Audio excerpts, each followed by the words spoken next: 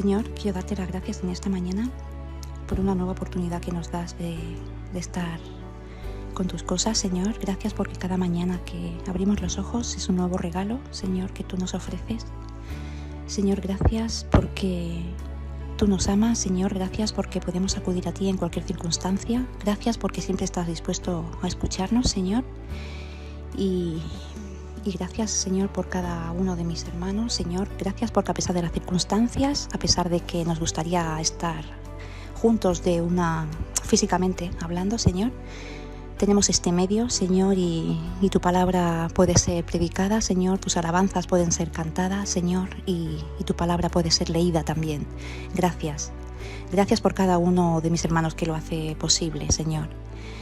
Señor, te pedimos que tú nos des el alimento que necesitamos en esta mañana, Señor, para reconfortarnos, Señor, y para seguir adelante, Señor, siempre con tus cosas, Señor. Ayúdanos a estar unidos, cada uno en su sitio, pero unidos en un mismo sentimiento, Señor.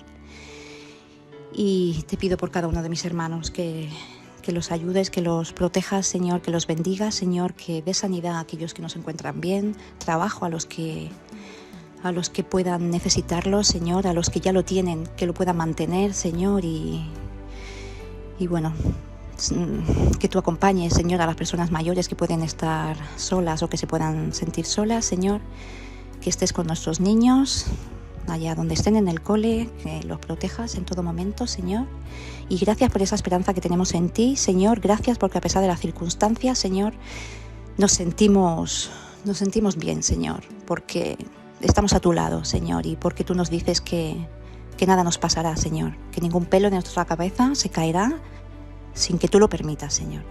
Muchísimas gracias por todo. Te pido que tú bendigas tu palabra a través de cualquier medio, Señor, en la que se vaya a difundir. Señor, muchísimas gracias por todo. En el nombre del Señor Jesús. Amén.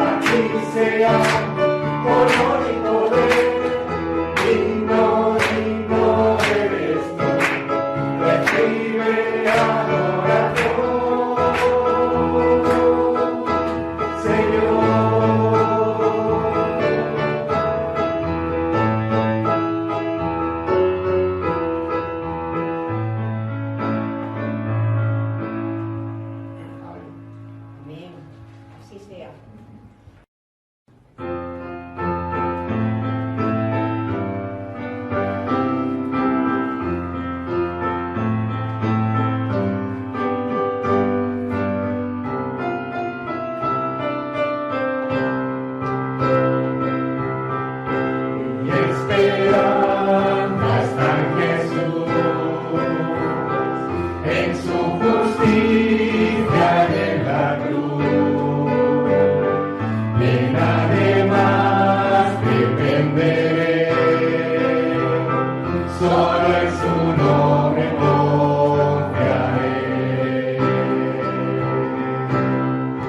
En Jesús fuerte soy, solo en mi roca es, sobre la tempestad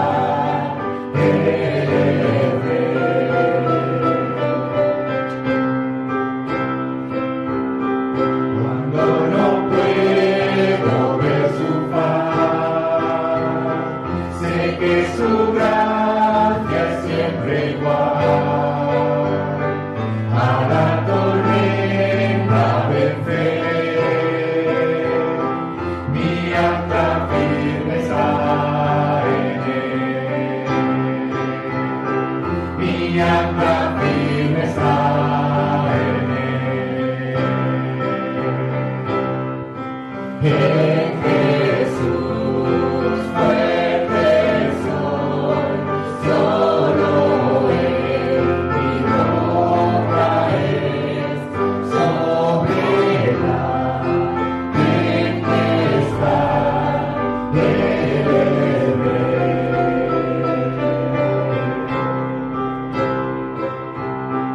un día Él regresará, en su presencia voy a estar, sin mancha ante Él vendré, justificado por la fe. En Jesús fuerte soy, solo en mi roca es, sobre la tempestad en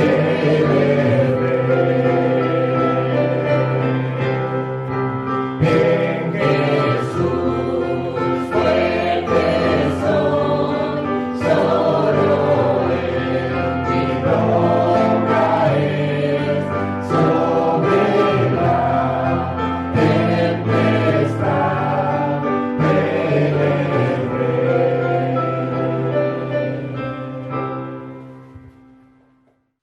Lectura del Salmo 122. Yo me alegré con los que me decían, a la casa de Jehová del Señor iremos. Nuestros pies estuvieron dentro de tus puertas, oh Jerusalén. Jerusalén que se ha edificado como una ciudad que está bien unida entre sí. Y allá subieron las tribus del Señor, conforme al testimonio dado a Israel, para alabar el nombre del Señor. Porque allá están las sillas del juicio, los tronos de la casa de David. Pedid por la paz de Jerusalén. Sean prosperados los que te aman. Sea la paz dentro de tus muros, y el descanso dentro de tus palacios. Por amor de mis hermanos y mis compañeros, diré yo, la paz sea contigo. Por amor a la casa del Señor, nuestro Dios, buscaré tu bien. Amén. Muy buenos días, mis amados hermanos. El Señor Jesús me los bendiga. La lectura que les voy a compartir está en 2 Tesalonicenses, del versículo 3 en adelante, en el nombre del Padre, del Hijo y del Santo Espíritu. Pero nosotros debemos dar siempre gracias a Dios respecto a vosotros, hermanos amados por el Señor, de que Dios os haya escogido desde el principio para salvación, mediante la santificación por el Espíritu y la fe en la verdad, a la cual os llamó mediante nuestro Evangelio, para alcanzar la gloria de nuestro Señor Jesucristo. Así que, hermanos, estad firmes y retened la doctrina que habéis aprendido, sea por palabra o por carta nuestra. Y el mismo Jesucristo, Señor nuestro, y Dios nuestro Padre, el cual nos amó y nos dio consolación eterna y buena esperanza por gracia, conforte vuestros corazones y os confirme en toda buena palabra y obra. Por lo demás, hermanos, orad por nosotros para que la palabra del Señor corra y sea glorificada, así como lo fue entre vosotros, para que seamos librados de los hombres perversos y malos, porque no es de toda la fe. Pero fiel es el Señor que os afirmará y guardará el mal. Y tenemos confianza respecto a vosotros en el Señor, en que hacéis y haréis lo que os hemos mandado. Y el Señor encamine vuestros corazones al amor de Dios y a la paciencia de Cristo. Amén. Amado Dios, muchas gracias, Padre Santo, por tu palabra. Señor, gracias porque tú eres el que nos has santificado, Señor, nos has afirmado en tu palabra, en la fe. Muchas gracias, Señor, por esta palabra y permítanos, Señor, que cada que tú nos hables, Señor, que cada día escuchemos tu mensaje, Señor, todo lo que recibimos de ti, Señor. Padre Santo, así mismo lo transmitamos a otros, que esta palabra corra, Señor. Aún ahora en estos momentos que están cada día más difíciles, Señor, seamos más esforzados, más valientes para hablar de ti, Señor, de los cielos, Padre. Y desde ya oramos por esos corazones que han de escuchar tu mensaje, porque eres tú el que convence, Señor, de pecado. Eres tú el que llevas a las personas al arrepentimiento. Por eso los presentamos delante de ti, Señor, y ayúdanos, Señor, a ser voceros de ti en Cristo Jesús. Amén.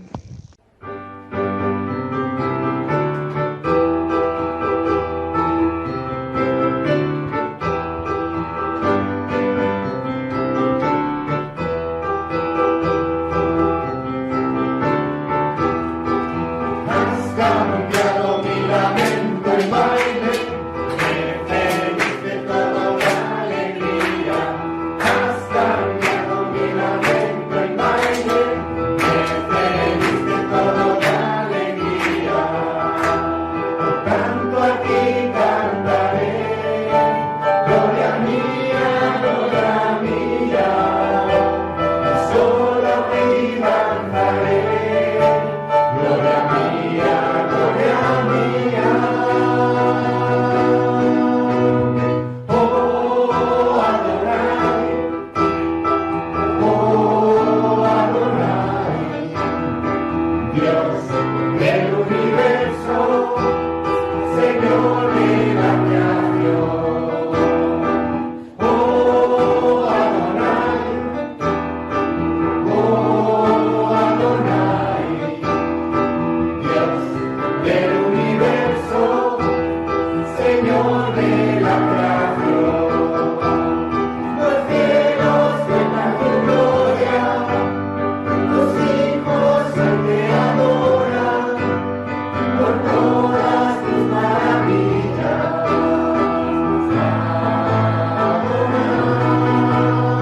Los cielos cuentan tu gloria, los hijos te adoran por todas tus maravillas. Adonai, has cambiado mi lamento en baile, me diste todo de alegría. Has cambiado mi lamento en baile, me diste todo de alegría.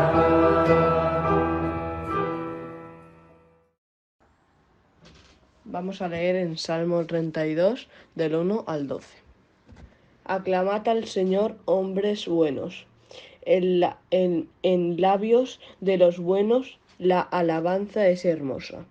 Dad gracias al Señor al son del arpa. Cantadle himnos con música de salterio. Cantadle un nuevo canto. Tocad con arte al aclamarle. La palabra del Señor es verdadera. Sus obras demuestran su fidelidad. El Señor ama lo justo y lo recto. Su amor llena toda la tierra. El cielo y cuanto hay en él lo hizo el Señor por su palabra y por el soplo de su boca. Él junta y almacena las aguas del mar profundo. Honrad al Señor todos en la tierra. Honradle todos los habitantes del mundo. pues Él habló y todo fue hecho. Él ordenó y todo quedó firme. El Señor hace fracasar por completo los proyectos de los pueblos paganos, pero los proyectos del Señor permanecen firmes para siempre. Feliz el pueblo cuyo Dios es el Señor, el pueblo que ha escogido como suyo. Amén.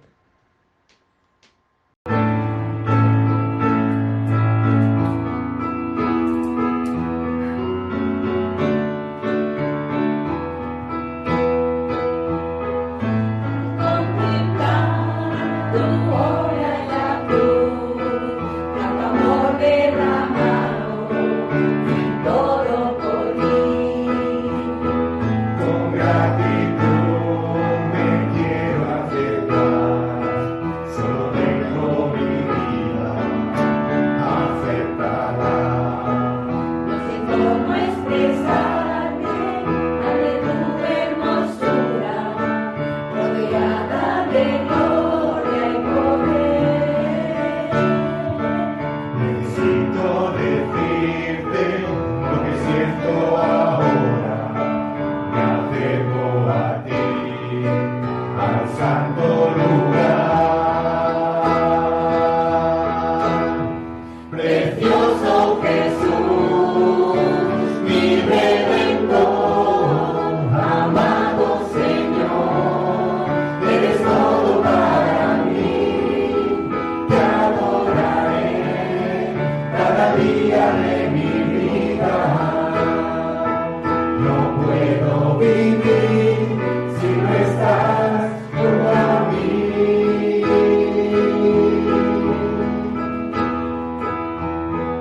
Al contemplar tu obra en la cruz, y tu amor derramado y todo por mí. Con gratitud me quiero acercar, solo tengo mi vida, aceptará.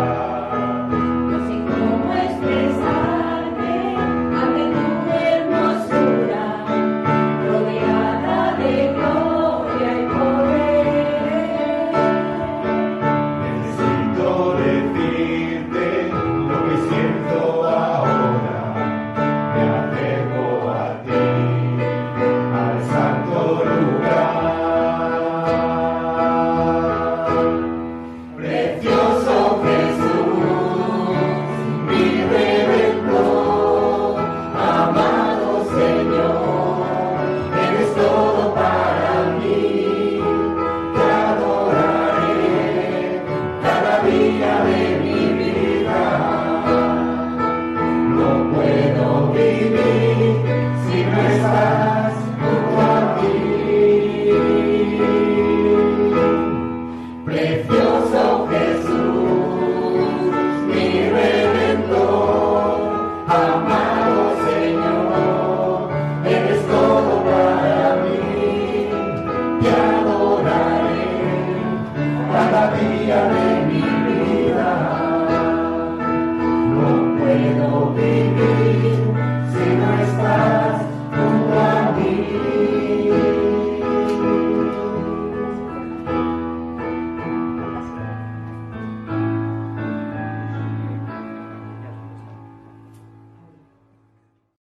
Vamos a tener una lectura que nos va a introducir en el partimiento del pan y del vino, que la tenemos en la epístola del apóstol Pablo a los Filipenses en el capítulo 2, ese texto que nos habla de la humillación y la exaltación de Cristo. Dice: por tanto, si hay alguna consolación en Cristo, si algún consuelo de amor, si alguna comunión del Espíritu, si algún afecto entrañable, si alguna misericordia, completad mi gozo, sintiendo lo mismo, teniendo el mismo amor, unánimes, sintiendo una misma cosa.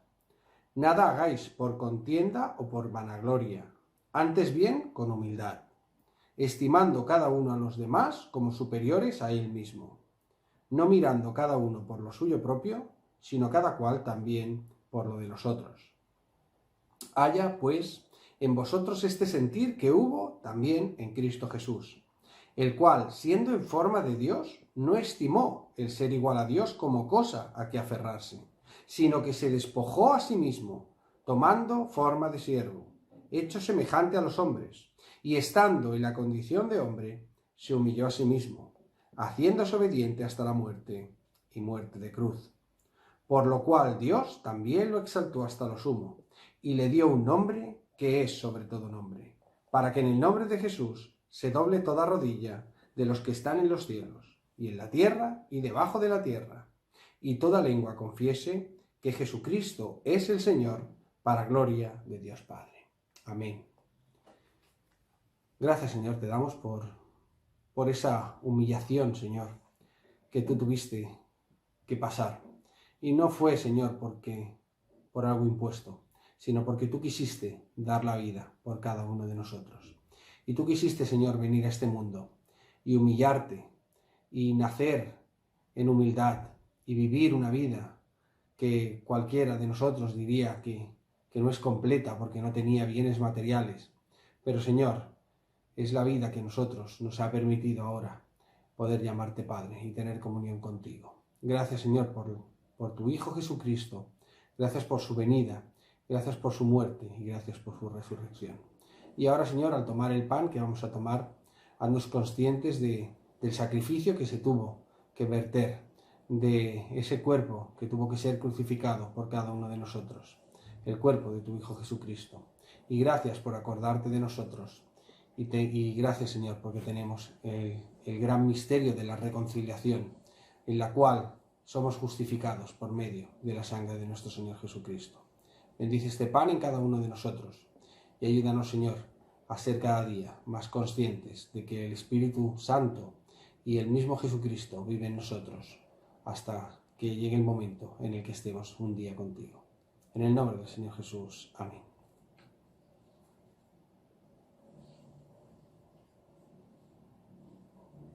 Vamos a tomar el pan. Dice la palabra del Señor: porque yo recibí del Señor lo que también os he enseñado, que el Señor Jesús, la noche que fue entregado, tomó pan, y habiendo dado gracias, lo partió y dijo: tomad, comed, esto es mi cuerpo que por vosotros es partido. Haced esto en memoria de mí.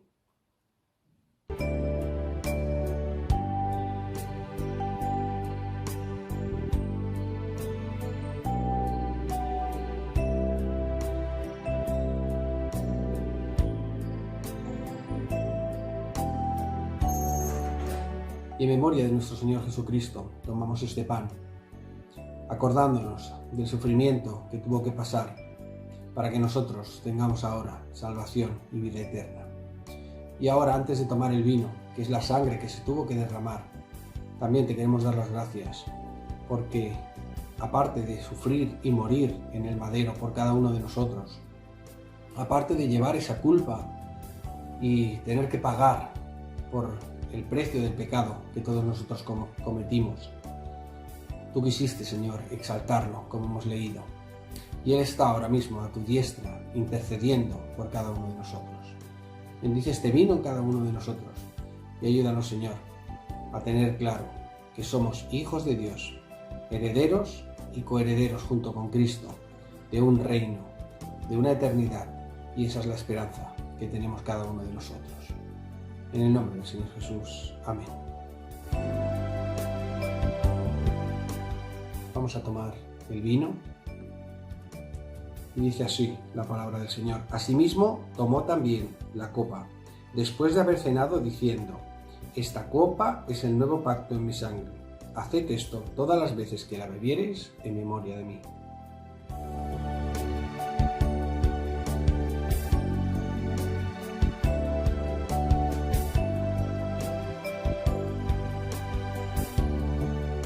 Y Señor, como seguimos leyendo en el texto, todas las veces que tomamos el pan y todas las veces que bebemos el vino, estamos anunciando la muerte de tu Hijo Jesucristo hasta que Él venga. Y eso es una esperanza gloriosa, que nos permite pensar en que llegará un día en el que podamos estar contigo, con Cristo, juntamente resucitados, gozando eternamente. Y ese día será porque tú quieras que nuestra vida aquí se acabe, o ese día será porque tú vuelvas tu Hijo Jesucristo vuelva a rescatarnos en una segunda venida, pero ya no en humillación, sino en poder y gloria. Y Señor, que eso, Señor, sea una esperanza viva para cada uno de nosotros, pero también sea algo que nos impulse a predicar tu palabra a todos aquellos que todavía no te tienen, sabiendo que todavía en el día de hoy tenemos salvación y vida eterna y podemos aceptar a nuestro Señor Jesucristo, porque todavía hay tiempo de hacerlo. Ayúdanos, Señor, a poder predicar y ayúdanos, Señor, a ser ejemplo para todos aquellos que nos rodean. En el nombre del Señor Jesús. Amén. Muy bien, y ahora vamos también a tener una oración por la ofrenda. Recordad que la ofrenda, cuando estamos en la iglesia, podemos ponerla, y si no, pues en breve también estamos gestionando el tema de la cuenta, y en cuanto la tengamos os la pasaré para que podamos hacer también, si lo queremos hacer por una transferencia. Vamos a pedir por la ofrenda. Señor, gracias te damos por esta ofrenda que vamos a depositar. Gracias, Señor, porque tú nos pones a nosotros, Señor, para que podamos gestionarla, para que podamos emplearla, Señor, en tu obra, para que tú en San Vicens seas proclamado. Tú eres proclamado, Señor, simplemente cuando salimos y predicamos el Evangelio, simplemente cuando se levanta el sol por la mañana. Eso ya es la gracia que tú tienes para todos. Pero tú has querido que nosotros estemos en San Vicens para que podamos hablar de ti, para que podamos predicar de ti, para que podamos extender el mensaje a todos los miembros y a todas las personas del pueblo de San Vicens. Y Señor, te queremos pedir que tú bendigas esta ofrenda y que tú la utilices, Señor, y nos ayudes a nosotros a emplearla para que tu obra en San Vicens siga adelante y que puedas muchas personas escuchar de la palabra y puedan convertirse y entender que solo en Cristo Jesús hay salvación y vida eterna. En el nombre del Señor Jesús. Amén.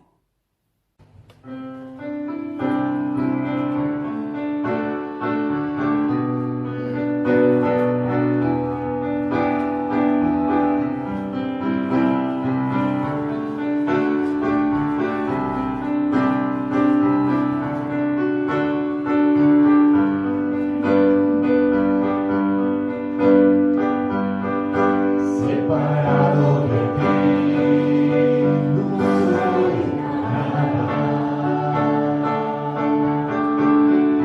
Alejado de ti, muero.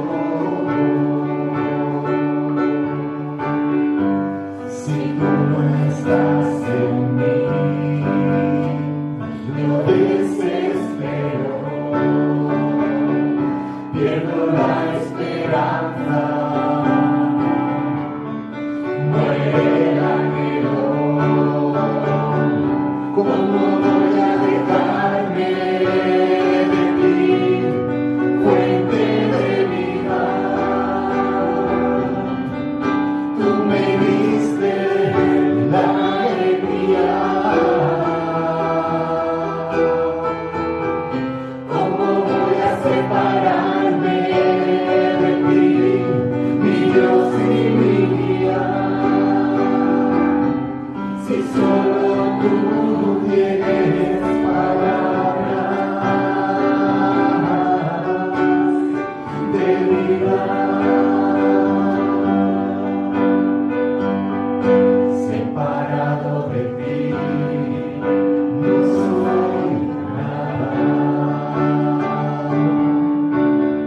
Alejado de ti, muero. Si tú no estás en mí, yo desespero,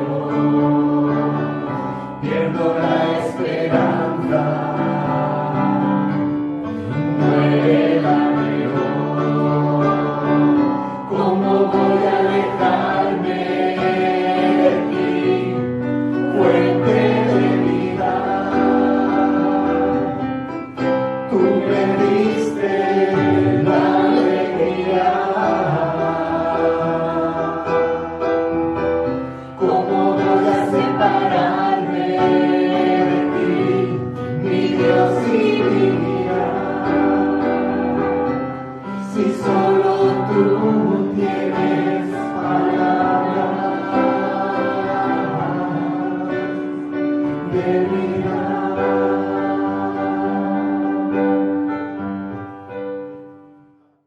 ¿Tienes miedo a la muerte?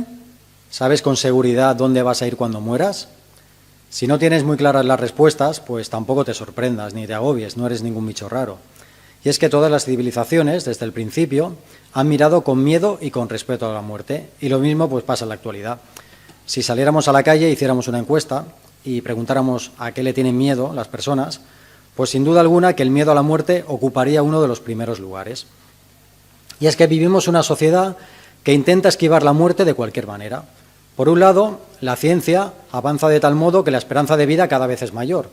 Incluso hay científicos, como un tal Aubrey de Grey, que creen que de aquí a unos 20 años pues, se retrasará el envejecimiento de una manera significativa. Otras personas pues directamente no quieren hablar sobre la muerte, ¿no? Porque al fin y al cabo es algo de mal gusto, algo de lo que no es agradable hablar. Y si el tema se detiene un rato sobre la muerte, pues nos acaban diciendo, oye, vamos a cambiar de tema, vamos a hablar de cosas más alegres. Y por otro lado, pues los más jóvenes muchas veces pues la ignoran y dicen, bueno, aún me quedan muchos años por vivir, ya me empezaré a preocupar por la muerte cuando tenga 60 o 70 años. Así pues vemos que el ser humano, por regla general, quiere vivir lo máximo posible, quiere disfrutar de esta vida, pero tiene un enemigo que es la muerte, a quien teme, porque no puede ni controlar ni dominar. Y es que la muerte es un dictador, es un tirano que nos atemoriza y esclaviza. Pero podríamos decir, por un lado, que es un tirano justo, porque al fin y al cabo nos trata a todos por igual. A la muerte le da lo mismo nuestra edad, nuestro sexo, nuestra raza o nuestra religión.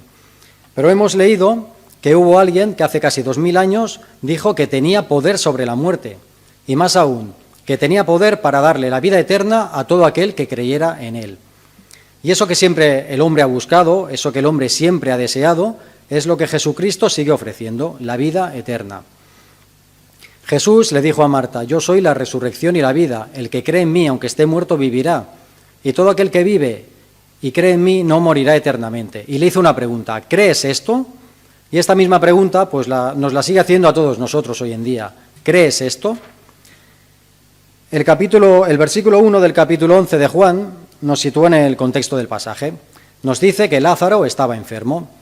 Lázaro era hermano de Marta y de María y eran 3 hermanos que vivían en Betania, que era una aldea que estaba situada a unos 3 kilómetros de Jerusalén. Y ellos eran amigos de Jesús. Incluso el Señor y sus discípulos pues habían ido a su casa en varias ocasiones. Y Marta y María, cuando ven que su hermano está enfermo, pues le envían un mensajero. Hoy en día todo es más fácil con los móviles, pero en aquel momento pues las cosas se hacían así, se enviaba un mensajero. Y el mensaje que le envían a Jesús es un mensaje corto pero claro. Dice el versículo 3, Señor, he aquí, el que amas está enfermo. El relato no nos dice en qué consistía la enfermedad, pero lo que está claro es que era algo grave, no era un simple dolor de cabeza o un dolor de muelas. Marta y María llamaban a Jesús porque confiaban en que él tenía poder para sanar a su hermano. Y la respuesta que da Jesús ante este mensaje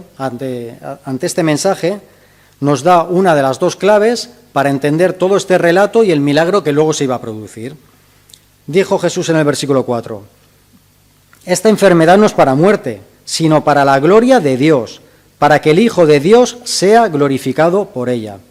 Aquí Jesús lo dice claro, toda esa situación por la que estaban pasando, ese milagro que luego se iba a producir, era para la gloria de Dios, para que el Hijo de Dios fuera glorificado por ella.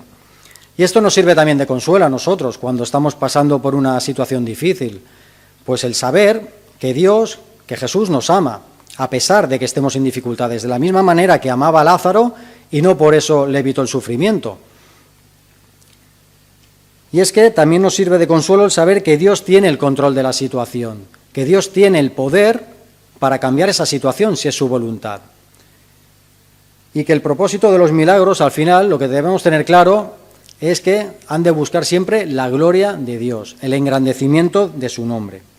¿Y qué diferencia vemos con estos supuestos hacedores de milagros que nos rodean hoy en día? Estas personas pues piensan que solo por medio de ellos se puede canalizar el poder de Dios y que el poder de Dios, pues ellos pueden disponer de ese poder cuando ellos decidan. Y al final vemos que muchas veces lo único que buscan es su propia gloria y no buscan la gloria de Dios. Así que Jesús, cuando recibe el mensaje, pues actúa de una manera un tanto extraña, porque nos dice el texto que se queda 2 días más allí donde está. Y ya cuando pasan 2 días le dice a los discípulos, venga va, nos vamos a ir a Judea. Y los discípulos le dicen, hombre, Señor, hace poco te intentaron matar, ¿cómo vamos a ir a Judea otra vez? Y Jesús pues los tranquiliza y les dice que van a ir allí porque su amigo Lázaro duerme. Y los discípulos pues le dicen, bueno, si duerme es una buena señal, eso quiere decir que va a mejorar. Pero al final Jesús le acaba de decir claramente a los discípulos que Lázaro ha muerto. Y es entonces cuando les da el segundo motivo para hacer ese milagro, el segundo propósito que tenía ese milagro. Versículo 15. Bueno, empezaremos en el 14. Entonces Jesús les dijo claramente, Lázaro ha muerto, y me alegro por vosotros de no haber estado allí, para que creáis. Este es el segundo propósito del milagro, para que creáis. El primero era la gloria de Dios y el segundo era el reconocimiento de Jesús como el Hijo de Dios. Y es que el propósito del milagro no era evitar el sufrimiento de Marta y de María, no era resucitar a Lázaro porque Lázaro era amigo suyo, sino el propósito del milagro era demostrar que él era el Hijo de Dios. Y esto el apóstol Juan nos lo dice más claro al final de su Evangelio. Dice Juan 20, versículos 30 y 31, hizo además Jesús muchas otras señales en presencia de sus discípulos, las cuales no están escritas en este libro, pero éstas se han escrito para que creáis que Jesús es el Cristo, el Hijo de Dios, y para que creyendo tengáis vida en su nombre. Este era el único propósito de los milagros, demostrar que era el Hijo de Dios.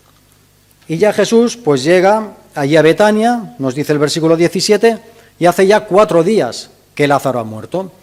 Y Marta pues va a buscar a Jesús directamente fuera de la aldea, no se espera que llegue. Y allí se inicia una conversación que Jesús va a utilizar para retar la fe de Marta. Le dice Marta en el versículo 21, Señor, si hubieses estado aquí, mi hermano no habría muerto. Y aquí vemos una mezcla de tristeza y de reproche, tal vez, en las palabras de Marta, pero yo por encima de todo lo que veo es una seguridad de que Jesús era alguien diferente, de que Jesús tenía poder para sanar a su hermano. Y Jesús pues le dice a Marta, Marta, tu hermano resucitará. Pero claro, ella le dice, bueno, sí, Señor, yo ya sé que resucitará en el día postrero. Marta no podía creer que después de 4 días pues su hermano pudiera resucitar. Pero lo que sí que vemos aquí es que Marta ya creía en la resurrección. La resurrección no es una doctrina que se inventaran los cristianos una vez que murió Jesús, sino es algo de lo que ya hablaba incluso el Antiguo Testamento. En aquel tiempo pues habían dos corrientes de pensamiento, por así decirlo. Los fariseos sí que creían en la resurrección y en cambio los saduceos no creían ni en la resurrección, ni creían en los ángeles, ni en los espíritus. Solo creían en lo que podían ver y lo que podían tocar. Podríamos decir que eran los materialistas de la época. Y sí que es cierto que en el Antiguo Testamento no hay muchos versículos que nos hablen de la resurrección, pero los que hay son muy claros. Vamos a leer 2 que nos sirven de ejemplo. Dice Job 19:25, yo sé que mi Redentor vive y al fin se levantará sobre el polvo, y después de deshecha esta mi piel, en mi carne he de ver a Dios, al cual veré por mí mismo, y mis ojos lo verán, y no otro. Y dice Daniel 12:2, este versículo es aún más claro, porque habla de una resurrección general, y muchos de los que duermen en el polvo de la tierra serán despertados, unos para vida eterna, y otros para vergüenza y confusión perpetua. Y Jesús le acaba diciendo a Marta en el versículo 25, Marta, yo soy la resurrección y la vida. El que cree en mí, aunque esté muerto, vivirá. Y todo aquel que vive y cree en mí, no morirá eternamente. Todos tenemos un versículo favorito de la Biblia. Si me preguntaseis a mí cuál es mi versículo favorito, pues sin dudarlo os diría que son estos 2 versículos juntos. Porque para mí estas palabras son las más maravillosas que ha pronunciado cualquier ser humano a lo largo de la historia. Porque son palabras que calman esa sed de inmortalidad que todos tenemos. Son palabras que nos ofrecen consuelo cuando estamos pasando por momentos difíciles. Son palabras que nos ofrecen consuelo cuando pensamos en la muerte o cuando tal vez estamos cercanos a la muerte por alguna enfermedad. Y son palabras que nos recuerdan que esta vida que vivimos tiene un sentido, que tiene un propósito y que no todo acaba aquí. Y seguro que muchos de nosotros hemos escuchado estas palabras en algún entierro. Y un entierro, yo siempre digo que es uno de los mejores sitios para dar un mensaje de evangelización, porque es ahí, en ese momento, cuando la gente se hace más preguntas. Cuando estamos en el tanatorio, en la iglesia, donde sea, y vemos ahí el féretro, vemos el ataúd de la persona que ha muerto, pues nos empezamos a preguntar cosas. Oye, ¿y por qué ha tenido que morir? Y lo que dice la gente, ¿por qué murió si era tan bueno? ¿Por qué murió si era tan joven? Qué injusta que es la vida. Y seguro que Marta y María pues también se estaban preguntando esto mismo, ¿por qué ha tenido que morir nuestro hermano Lázaro? Y la respuesta pues nos la da la Biblia. Nos dice Génesis que Dios creó al ser humano a su imagen y a su semejanza, y que lo creó eterno, y que lo creó libre.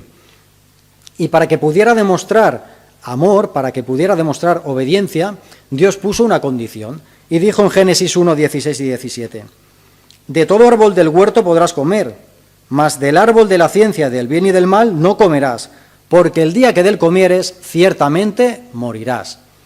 Y todos sabemos cómo acaba la historia. Adán y Eva comen de ese fruto prohibido y mueren al instante.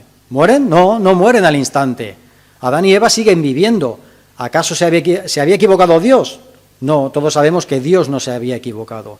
Lo que se había producido instantáneamente era una muerte, pero una muerte espiritual. Y es que el pecado ya había entrado en el mundo. Y más adelante pues sí que se produjo la muerte física. ¿Por qué? Porque el virus del pecado ya estaba dentro de ellos. Así pues podemos decir que Lázaro murió y que todos y cada uno de nosotros morimos porque todos somos pecadores, porque la paga del pecado es muerte. Y dirá alguno, ¿cómo se demuestra que yo soy pecador? Bueno, pues porque todos morimos, es muy sencillo. Y es que en el ranking de enfermedades más letales que existen, sin duda alguna que está el virus del pecado, con una gran diferencia sobre el coronavirus, sobre el cáncer o sobre los infartos. Y es que tiene una tasa de mortalidad del 100%. Por lo tanto, podemos decir que todos nosotros, cuando nacemos, estamos sentenciados a una muerte física. Cuando nacemos, hay un reloj que se pone en marcha, es una marcha atrás. Pero cuando nacemos también estamos muertos en nuestros delitos y pecados. No podemos tener comunión con Dios. Somos como una especie de zombies, unos zombies espirituales, unos muertos vivientes. ¿Y qué ha hecho Dios ante esa situación? Dios podía haber dicho, oye, es lo que habéis elegido, ¿eh? Lo habéis elegido libremente. Pues ateneos a las consecuencias, esto es lo que hay. Pero Dios no ha hecho nada de eso. Dios se ha acercado a nosotros y lo ha hecho por medio de Jesucristo, enviándolo a morir a este mundo por nosotros. Y cuando Jesús le dijo a Marta que él era la resurrección, él ya lo había demostrado antes. Jesús había resucitado al hijo de la viuda de Naín y a la hija de Jairo. Y ahora, un poquito más adelante, lo iba a hacer con Lázaro. Tanto Elías como Eliseo, como Pedro, como Pablo, nos dice la Biblia que resucitaron a una persona por medio del poder de Dios. Pero Jesucristo resucitó a 3 personas, demostrando que Él era muy superior a todos los demás y demostrando que Él era auténticamente la resurrección. Pero Jesús también dijo que Él era la vida, y es que por medio de Él podemos pasar de estar muertos en delitos y pecados a poder ser hechos hijos de Dios. Podemos pasar a formar parte de la familia de Dios. Y el único requisito que nos pide es la fe, pero no cualquier fe, sino la fe en que Él es el Cristo, el Hijo de Dios. Jesús le dijo a Marta, Marta, yo soy la resurrección y la vida. El que cree en mí, fe, aunque esté muerto, vivirá. Y todo aquel que vive y cree en mí, de nuevo la fe, no vivirá eternamente. Juan 3,16 dice, porque de tal manera amó Dios al mundo que ha dado a su Hijo unigénito, para que todo aquel que en Él cree, de nuevo la fe, no se pierda, mas tenga vida eterna. Juan 7,38 dice, son palabras de Jesús, el que en mí cree, de nuevo la fe, de su interior correrán ríos de agua viva. Y el capítulo 16 de Hechos nos cuenta la historia de Pablo y Silas cuando están predicando en Filipos. Y una vez que predican allí, pues los capturan, los meten en el calabozo, los meten en la cárcel, los encadenan, y el Señor, de una manera milagrosa, pues los libera enviando un terremoto. Y las cadenas de todos se les caen al suelo. Así que el carcelero, cuando ve todo lo que está pasando, cuando la ve la situación, Pues el hombre ya saca su espada porque ya se va a matar, porque era una pena de muerte que dejara escapar a los prisioneros. Entonces Pablo cuando lo ve le dice: ¡Ey, no hagas nada! ¡No te mates! Todos estamos aquí, no se va a ir nadie de aquí. Y el carcelero, cuando ve todo eso que está pasando, el hombre está alucinando, se acerca a Pablo y le dice, a Pablo y a Silas, y les dice: señores, ¿qué debo hacer para ser salvo? Una pregunta súper clara, súper sencilla: ¿qué debo hacer para ser salvo? Y la respuesta de Pablo es igual de clara y de sencilla: cree en el Señor Jesucristo y serás salvo tú y tu casa. Cree, de nuevo, la fe. Así pues vemos que la vida eterna no depende de nuestro conocimiento, no depende de nuestro entendimiento, de nuestra capacidad intelectual para entender las doctrinas del Evangelio, sino de lo único que depende es de la fe en Cristo como el Hijo de Dios. Evidentemente, no solo es una fe ciega, no es un salto al vacío, pero al fin y al cabo sí que es fe, porque sin fe es imposible agradar a Dios. Y hay un versículo en la Biblia que se repite 4 veces. No creo que haya muchos versículos que se repitan 4 veces. Esto quiere decir que es un versículo muy importante. Se repite en Romanos, Habacuc, Gálatas y Hebreos. Y dice: mas el justo por la fe vivirá. El versículo podría haber dicho, hubiera sido lo más normal, ¿no? Mas el justo por la justicia vivirá. O mas el justo por la santidad vivirá. O mas el justo por el amor vivirá, por lo bueno que sea con los demás. Pero el versículo no dice nada de eso. El versículo dice: mas el justo por la fe vivirá, porque la fe es lo que nos salva. Y la respuesta que le da María cuando Jesús le pregunta: ¿crees esto? Marta, no María, Marta le dice: sí, Señor, yo he creído que tú eres el Cristo, el Hijo de Dios que has venido a este mundo. La respuesta de Marta es una respuesta de fe, es una respuesta impecable, es la respuesta que Dios espera de cada uno de nosotros. Y a veces nos acordamos de Marta pues como la hermana afanada y turbada, y de su hermana María como la que había escogido la buena parte. Y es que muchas veces, como nos decía Benjamín hace unas semanas en un mensaje, tenemos la costumbre de encasillar a las personas por algo que hicieron o por cómo es su carácter. Pero esto nos enseña que el Señor nos utiliza a todos por igual. El Señor utilizó a Marta, a pesar de que ella pues era más impaciente que su hermana. Esto lo vemos porque incluso no se espera que llegue a su casa, es que directamente ella sale de la aldea para buscar a Jesús. Marta era más activa, en cambio María pues era más tranquila, le gustaba escuchar a Jesús, meditar en lo que decía. Pero tanto la una como la otra eran hijas de Dios. Y lo mismo nos sucede entre nosotros, hermanos. Podemos tener caracteres totalmente diferentes, pero no nos encasillemos unos a otros. El Señor nos va a utilizar a todos para cumplir sus propósitos. Y Marta, una vez que acaba de hablar con Jesús, pues va a llamar a su hermana, porque el Señor se lo dice: ves a llamar a María, ves a llamar a tu hermana que quiero hablar con ella. Y allí también se inicia otra conversación que prácticamente es idéntica. María le dice exactamente las mismas palabras que su hermana. Le dice: Señor, si hubieses estado aquí no habría muerto mi hermano. Aquí vemos la misma fe. Pero cómo se lo dice, por cómo se lo dice sí que vemos que era diferente a su hermana. Hay un par de detalles que nos lo dicen muy claro. Nos dice María, versículo 32, María, cuando llegó a donde estaba Jesús, al verle, se postró a sus pies, cosa que no hizo Marta. Y dice el 33, Jesús entonces, al verla llorando, María era más sensible que su hermana, pero las dos, como hemos dicho, pues tenían la misma fe. Y dice el versículo 33 que Jesús, una vez que ve a Marta, a María y allí a todo el mundo que está llorando, que están entristecidos, ¿qué sucedió? Jesús entonces, al verla llorando y a los judíos que la acompañaban también llorando, se estremeció en espíritu y se conmovió. Y dijo: ¿dónde le pusisteis? Le dijeron: Señor, ven y ve. Jesús lloró. Y nos dicen los comentaristas que lo que en nuestras versiones se ha traducido como se conmovió, en el versículo 33, en el original griego tiene un matiz como de enojo, como de ira. ¿Y por qué estaría Jesús enojado? ¿Por qué estaría Jesús enfadado? ¿Por qué lloraría Jesús al ver la tumba de Lázaro? Pues Jesús seguro que estaba enfadado, que estaba enojado, porque en ese momento estaba viendo el poder que la muerte tenía sobre el ser humano y sobre Lázaro en particular. Él estaba viendo cómo la muerte había estropeado su más preciada creación. El ser humano que él había creado eterno por medio de la muerte, pues era un ser finito. Pero para Jesús la muerte no era un proceso natural. Y tampoco nosotros deberíamos ver la muerte como un proceso natural. Evidentemente es algo normal, porque todos pasamos por la muerte, pero la muerte es antinatural. Cuando vemos algún cadáver, pues no podemos evitar que un escalofrío nos recorra el cuerpo. Y es que la muerte no forma parte del diseño original de Dios. No hemos sido creados para morir.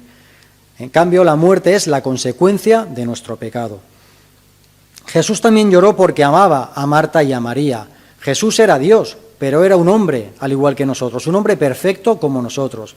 Y como hombre que era, pues sentía tristeza por la pérdida de su amigo, sentía dolor al ver el sufrimiento de Marta y de María. Jesús no era alguien frío, alguien distante, que no fuera capaz de ponerse en el lugar de la otra persona, sino todo lo contrario.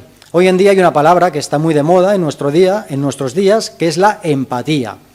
¿Y qué es la empatía? Pues la empatía podríamos decir que es la capacidad que tienen las personas de ponerse en el lugar de la otra, de entender por lo que están pasando, de sentir lo que sienten, de sentir ese dolor por el que están pasando. Y podemos decir que en ese momento Jesús estaba siendo empático con Marta y con María, porque estaba sintiendo el mismo dolor que ellas. Y posiblemente también Jesús sintió ira en ese momento, porque la muerte de Lázaro le recordaba que unos días después él también tendría que pasar por ese proceso de la muerte. Y es que en el colmo de la empatía, Jesús no se puso en nuestro lugar de una manera que sí entendió por lo que pasamos o sintió nuestro dolor. No, Jesús se puso en nuestro lugar literalmente. Él ocupó nuestro lugar en la cruz. Dice 2 Corintios 5:21 que al que no conoció pecado, por nosotros lo hizo pecado, para que fuésemos hechos justicia de Dios en él. Y cuando Jesús llega al sepulcro, pues le dice a la gente que está por ahí, oye, quitadme la piedra, por favor.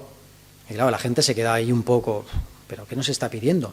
Incluso Marta le dice, Señor, hace ya 4 días que murió, ¿cómo me pides esto? Si es que el cadáver se está descomponiendo, es que empieza a apestar ya.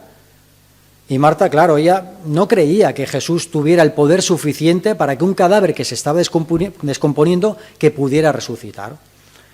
Pero Jesús le dice a Marta, yo estoy seguro que se lo dijo con amor, le dijo, Marta, versículo 40, ¿no te he dicho que si crees verás la gloria de Dios? De nuevo, si crees vas a ver la gloria de Dios. Y en ese momento, pues todos los que estaban allí, estoy seguro de que creyeron las palabras de Jesús, porque quitaron la piedra. ¿Y qué hizo Jesús cuando quitaron la piedra? Pues hizo algo muy importante también. Nos dice el versículo 41 que Jesús, alzando los ojos a lo alto, oró al Señor y dijo, Padre, gracias te doy por haberme oído. Yo sabía que siempre me oyes, pero lo dije por causa de la multitud que está alrededor, para que crean que tú me has enviado. Aquí vemos que Jesús oró en un momento importante de su vida.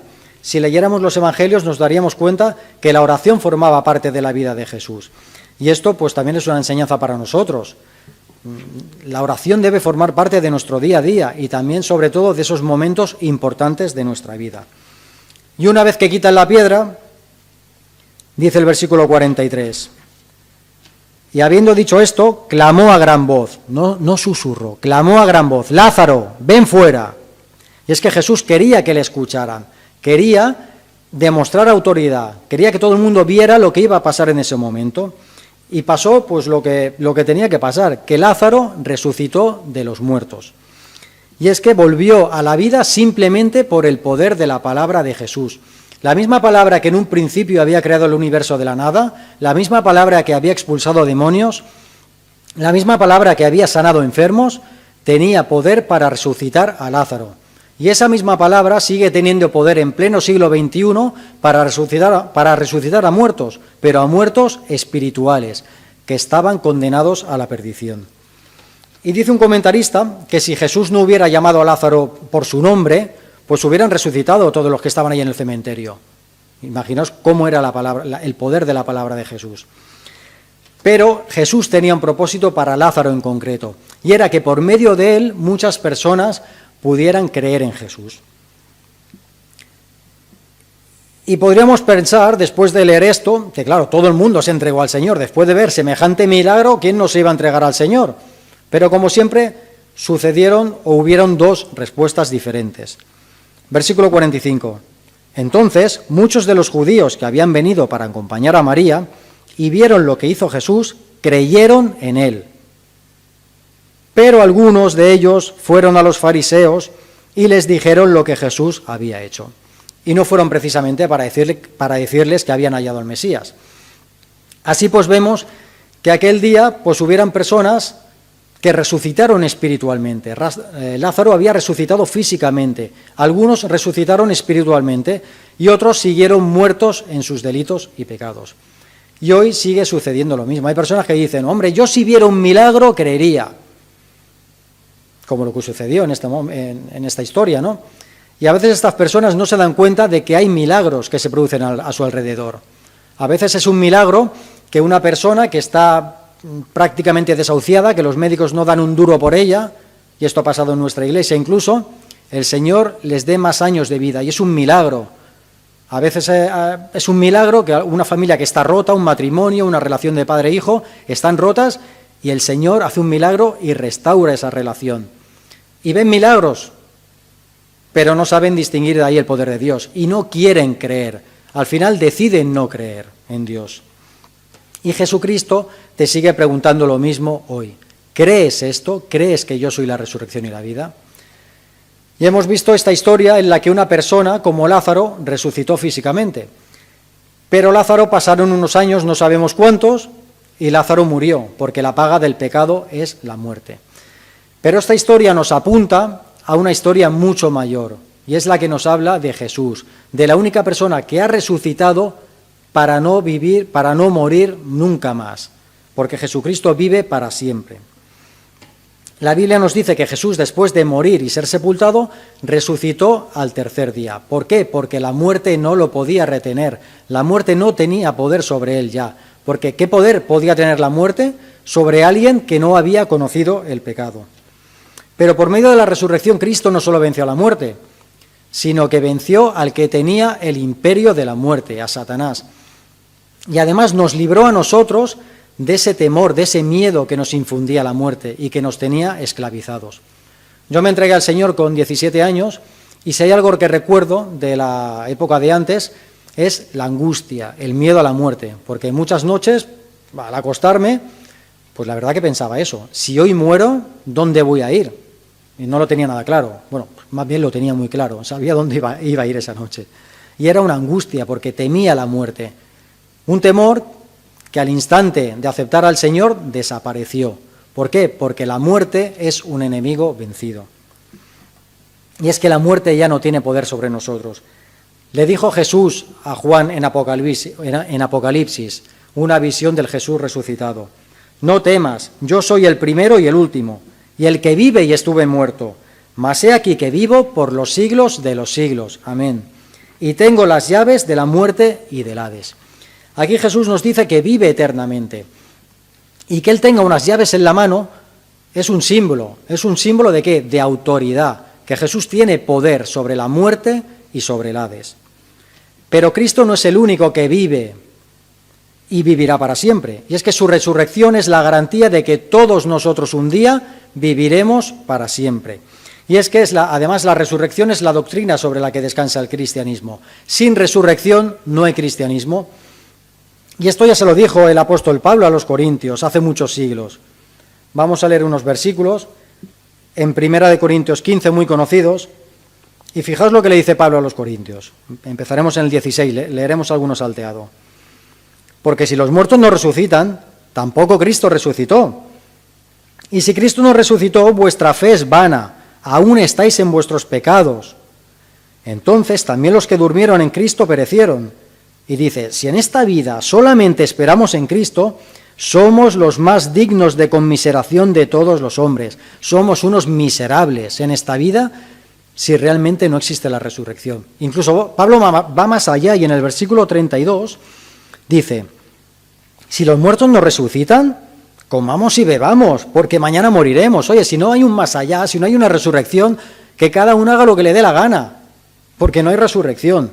Pero dice en el versículo 20, mas ahora Cristo ha resucitado de los muertos, primicia de los que durmieron es hecho. Y dice, por cuanto la muerte entró por un hombre, por Adán, también por un hombre la resurrección de los muertos. Porque así como en Adán todos mueren, también en Cristo todos serán vivificados. Y dice el versículo 26, y el postrer enemigo que será destruido es la muerte. Pero vivimos en una sociedad que realmente no piensa mucho en el más allá, ni en la muerte, ni en la resurrección. Pero lo más triste de todo y lo peor de todo es que incluso en nuestras iglesias muchas veces tampoco pensamos mucho en la resurrección y en el más allá. Ni siquiera hablamos mucho sobre ella, ni siquiera predicamos mucho sobre ella, pero lo peor de todo es que ni siquiera la anhelamos, ni siquiera la deseamos muchas veces, porque pensamos que, oye, aquí se está muy bien, aquí, ¿qué va a haber mejor que esto, teniendo una relación con Dios? Y pensamos que la vida futura va a ser un aburrimiento, vamos a estar por toda la eternidad en unos espíritus incorpóreos, flotando por las nubes y cantando alabanzas eternamente, y nos parece un aburrimiento. Y todo eso pasa pues porque tenemos un concepto erróneo de lo que es la resurrección y lo que es la vida futura. La Biblia nos dice que resucitaremos, pero que resucitará nuestro cuerpo físico resucitará, pero será un cuerpo diferente, un cuerpo glorificado, semejante al de Cristo. Y es que de la misma manera que el cuerpo sin el alma es un concepto que no es bíblico, el alma sin el cuerpo tampoco es un concepto bíblico. El ser humano es un todo, alma y cuerpo. Y con esos cuerpos glorificados viviremos eternamente en unos cielos nuevos y en una tierra nueva, en la cual, en esa tierra, morará la justicia y la paz eternamente. Un universo renovado por Dios. Pero no solo resucitaremos a aquellos que hayamos creído en Cristo, también los incrédulos, los que no hayan creído en Cristo, también resucitarán. La resurrección no será, por así decirlo, para los buenos, entre comillas, sino también para los que hayan rechazado a Cristo. Y este no es un mensaje agradable de dar, pero es un mensaje necesario de dar. No es un mensaje que yo me haya inventado o que se lo haya inventado cualquier predicador. Es el mensaje de la Biblia, porque la Biblia nos dice que hemos sido salvados ¿de qué? De los pecados, sí, de los pecados, pero hemos sido salvados también de la condenación, porque ese es nuestro destino natural si no aceptamos a Cristo. Y esto, tampoco quiero que nadie piense, esto es el mensaje del miedo. Todo lo contrario, esto no es el mensaje del miedo, este es un mensaje de amor. Porque si yo sé que vais a hacer una excursión un día en la montaña, y es una excursión súper peligrosa, en la cual han muerto un montón de personas porque hay unos pasos súper estrechos, es muy resbaladiza, pues lo más seguro que os diga, oye, no hagáis esa excursión, cambiarla, porque es muy peligrosa. Y como me importáis, como os quiero, os diré, no la hagáis. Ahora bien, si me diera lo mismo lo que os pasara, pues diría, oye, ir a la excursión y si os matáis es vuestro problema. Pues esto es lo mismo, el Señor nos avisa. ¿Por qué? Porque el Señor nos ama. Y el Señor quiere que todos lleguemos al conocimiento de la vida y la verdad, por medio de su Hijo, de Jesucristo. Hermanos, esto es lo que os quería dejar en esta mañana, que la muerte es un enemigo vencido. La muerte no tiene poder sobre nosotros. Dijo el apóstol Pablo en Romanos que no hay nada en este mundo que nos pueda separar del amor de Dios. Tanto no hay nada que es que ni siquiera la muerte nos puede separar del amor de Dios. Gracias a la obra de Cristo, gracias a su resurrección, podemos mirar a la muerte a los ojos, confiados, y decir, ¿dónde está, oh muerte, tu victoria? ¿Dónde está, oh sepulcro, tu aguijón? La muerte ya no tiene poder sobre nosotros. Y el Señor te sigue haciendo la misma pregunta. A todos nosotros nos sigue haciendo la pregunta. Nos sigue diciendo, yo soy la resurrección y la vida. Y el que cree en mí, aunque esté muerto, vivirá. Y todo aquel que vive y cree en mí no morirá eternamente. Y nos sigue preguntando, ¿crees esto? Y gracias a Dios que hace muchos años, muchos de nosotros contestamos lo mismo que Marta. Y dijimos, sí, Señor, yo he creído que tú eres el Cristo, el Hijo de Dios que has venido a este mundo. Y ojalá que en esta mañana tú puedas contestar lo mismo, que contestes que sí, que crees en Cristo como tu Salvador. Y ojalá que el Espíritu Santo toque tu corazón y que te entregues a Él. Y que el Señor nos bendiga. Amén.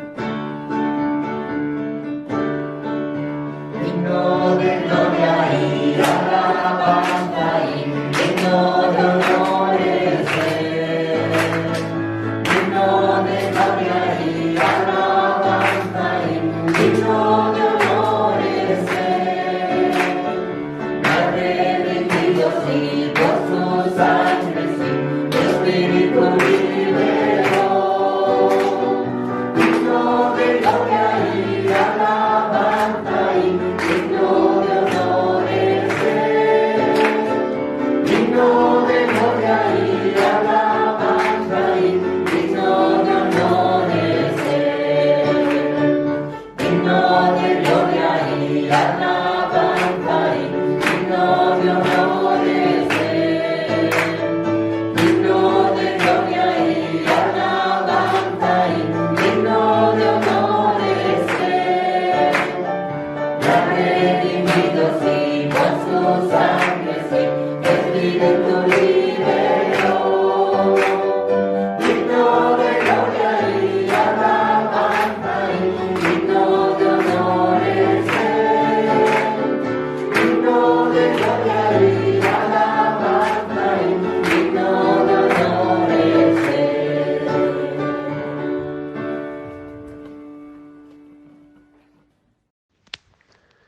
Gracias, Señor, te damos por este culto que hemos tenido. Gracias, Señor, porque tú nos permites, incluso en estos momentos en los cuales no podemos estar juntos, pero sí que podemos estar unidos en oración, en alabanza, en lectura de tu palabra, en conocimiento, Señor, de lo que ella nos quiere decir. Gracias, Señor, por todo lo que hemos podido disfrutar. Bendice, Señor, todo este culto, te lo tributamos a ti. Gracias, Señor, por todos los hermanos que lo han hecho posible. Gracias por todas las oraciones, por todas las participaciones. Gracias por la alabanza. Y gracias, Señor, porque hemos podido escuchar tu palabra. Ahora, Señor, queremos ponerlo todo delante de tus manos. Queremos poner también delante de ti todos los proyectos que tenemos en la Iglesia. Queremos poner delante de ti todas las actividades que realizamos. Y queremos poner delante de ti todos los hermanos que tienen problemas, que están sufriendo, que tienen necesidades y que, Señor, están pasando por momentos de dificultad, de angustia, de aflicción. Que tú seas propicio a ellos y nosotros seamos también bálsamo para todos ellos. Gracias, Señor, por todo lo que nos has dado. Sigue bendiciendo, Señor, tu palabra y que pronto, Señor, podamos volver a estar juntos en tu casa. En el nombre del Señor Jesús. Amén. Y que la gracia de nuestro Señor Jesucristo, el amor de Dios nuestro Padre y la comunión del Espíritu Santo sea con todos nosotros, ahora y para siempre. Amén.